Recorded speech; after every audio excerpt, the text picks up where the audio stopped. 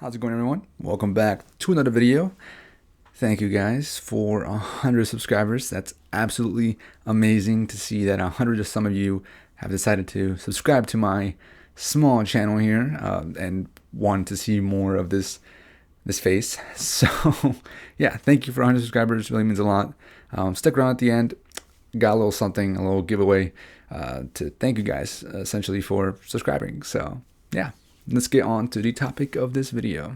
All right, so in this video, essentially, I just want to give you guys like a recap of everything I reviewed and give you a small little review, essentially, of every product I talked about in this channel throughout the year. So that includes the iPhone SE, which was the first product that I reviewed on this channel, the Galaxy Tab S7 Plus, the Galaxy Watch 3, and I guess I'll count the Galaxy S10 Plus since I made a small review of it for 2020. I'll just touch on it again real quick, but yeah, those are the 4 products that I reviewed. There are some, I think there was the A51 that I unboxed, but I didn't review it. But yeah, just essentially that's what I'm going to do every year, is do a recap of everything I reviewed and talk about it just in a short, give you my last final thought of it for the year.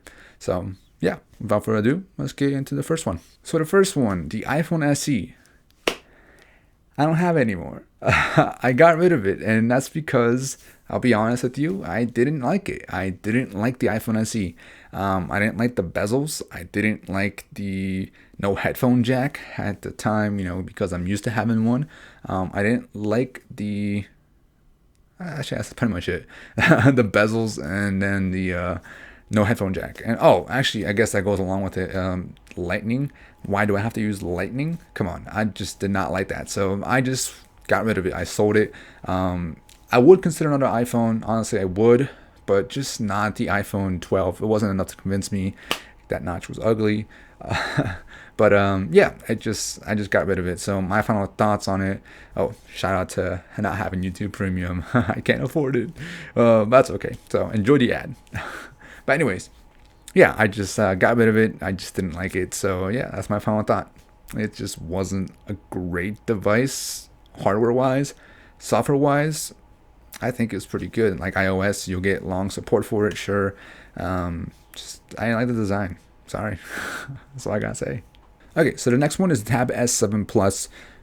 It's a fantastic tablet. To this day, it's still really good. I've had it for 3 months now, and it's still a fantastic tablet. I use it every day for media consumption, which would be YouTube and Netflix. That's what my main use is.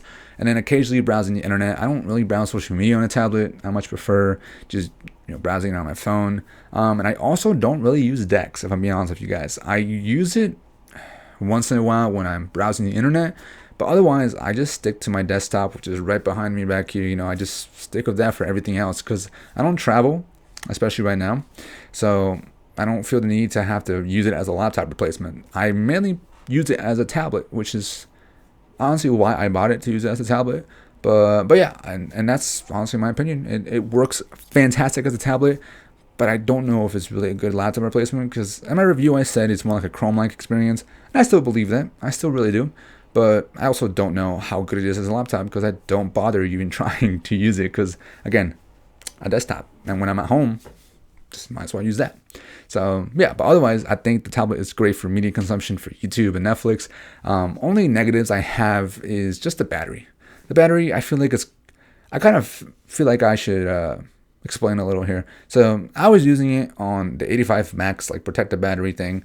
So it would be a pain in the ass when I have to charge it up because it would run out of battery during the day at some point. I don't know if it would be in the morning or in the afternoon. It depends on how long or how heavy I was using it. And I have to charge it. And I only had a 15-watt charger at the time. And let me tell you, that is annoying because you'd have to wait 2 hours for it to charge up. So then, and that's only at 85% max. And so then I have to wait that long. And then I was like, it's just annoying. And it wasn't until last week that I bought a 45-watt charger. And it fixed that issue of having to wait. But I still felt like the battery wasn't lasting as long. So just yesterday, I turned off the 85% and it kind of fixed it.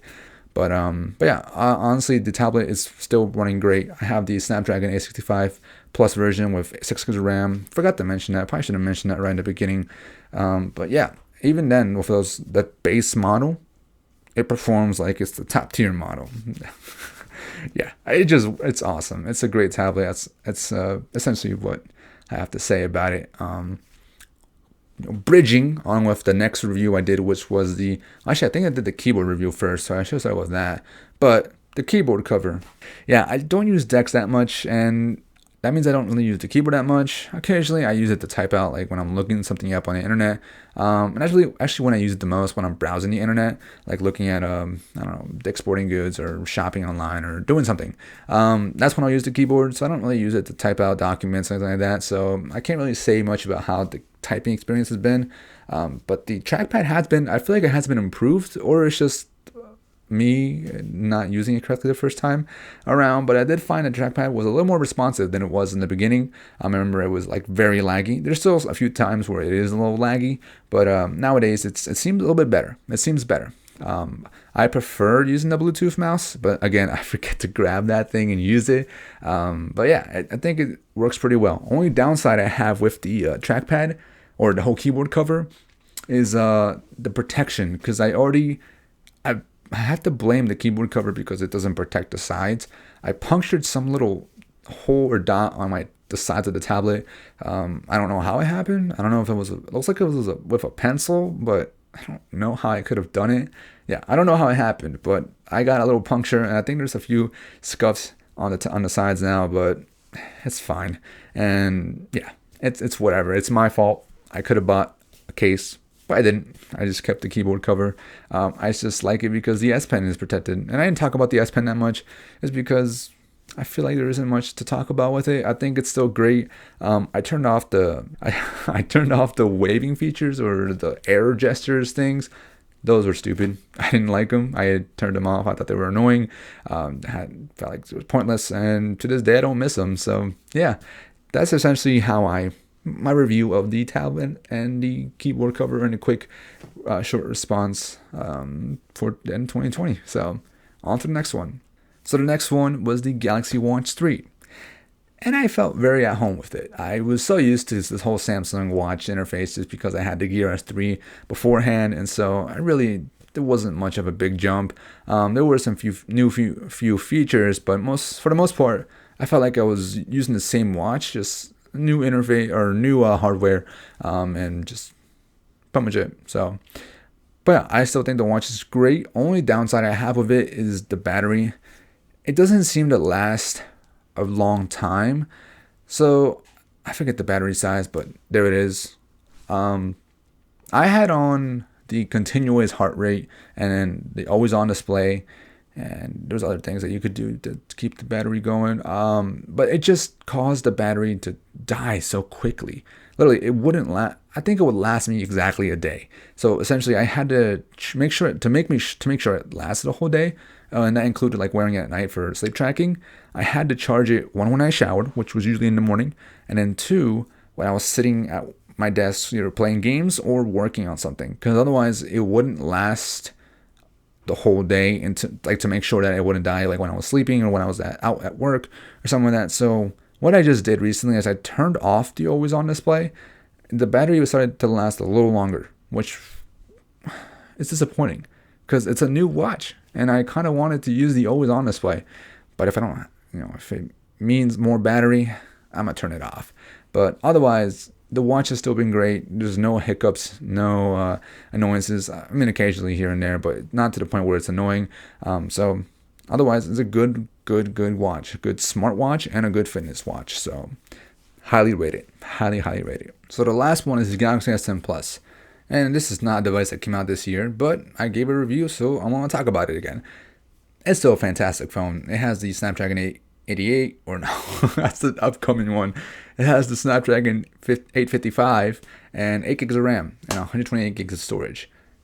And rumor has it, I'm going to compare this to the S21 that's coming up soon. Rumor has it, I still think it's going to be better than the current coming S21. Have you guys seen the rumors? I'm not one to promote rumors out here, but or talk about them here on the channel, but have you seen them? It's supposed to be a plastic back, a 1080p display, 8 gigs of RAM as well, and 128 gigs with no micro SD card expansion, no headphone jack, and that's about it that we're missing here. It'll only thing better that I see so far is that it'll have 120 hertz, a smaller punch hole display, and maybe the improved fingerprint sensor underneath the camera or underneath the display. But otherwise, we'll have I think also an improved sensor in the back for the camera. But otherwise, it still has the ultra wide, it has the S10 Plus, has the telephoto, and it has the main. So the camera, I feel like doesn't change much, maybe ever so slightly. Performance, new processor, sure, but the A55 is still really good in my opinion for day-to-day use. Still very good. And then same 8 gig of RAM. I don't know. I'm gonna have to see what they price these things, because if they price them at like 800 plus, I don't think I'm gonna upgrade. I know maybe actually. I don't know. I might have to trade my phone in. I don't want to trade it in, but we'll see what I have to do. But yeah, I know I didn't talk about the S10 Plus at all because I feel like the review is good enough and I really don't want to touch on it again. Only thing that's happened since that video, which has been like a month maybe, a dead pixel came up on my phone. And it just happened today. Seriously, today that I filmed this video. It just happened today. This tiny pixel that's blacked out. I'm assuming it is a dead pixel. I tried this one app to fix it and it didn't work. So yeah, I think it's a dead pixel. I hope I can still trade it in as well. If not, then I'm definitely gonna not upgrade because I don't think I can afford to pay full price for this phone, and which sucks because I wanted to bring that device here to the channel.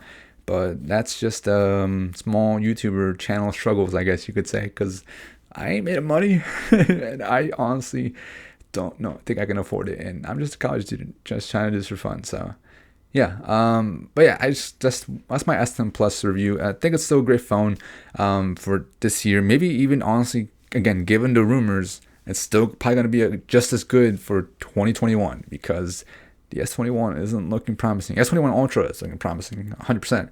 But if that price is super high up there, I just don't justify it. I just don't justify the upgrade for me because too much money. Too much money, and I need to budget. And so yeah, we'll see what happens. We'll see what happens. So that is it. Thank you guys for watching. I'm not done yet. So this little appreciation that I'm doing for you guys is a simple giveaway. Again, I'm broke for the most part. I'm a college student, don't have much money, so the least I can do for you guys is a giveaway for sure. But an Amazon gift card, a $10 Amazon gift card. That's the least I can do for you guys. Thank you guys for 100 subscribers. So all you have to do to enter this giveaway is drop a comment down below and use the word taco. I don't care if you just say taco, just say entry taco, done. Boom, you're in. Just as long as you have the word taco in there, you're entered. And within, I'm going to do 48 hours. 48 hours within the video being posted, get you guys, I'll pick a random comment down below and another YouTube ad. You see that? Another ad. Hopefully one day I can get monetized or be able to put ads on my videos just so you guys can get annoyed because I'm annoyed. Look, another ad ruined my whole video. No, I'm kidding. But no, yeah, just drop a comment down below. Use the word taco within the first 48 hours, and then I will pick a random comment and I'll let you know how we can go about getting you this $10 Amazon gift card. So anyways, that's been it. Hope you guys enjoyed. Thank you for a fun ride in 2020, and hoping for the best for 2021. Oh, happy New Year to all of you guys, because this will probably come out either on the New Year or just right before the New Year. So thank you guys for watching, and peace out.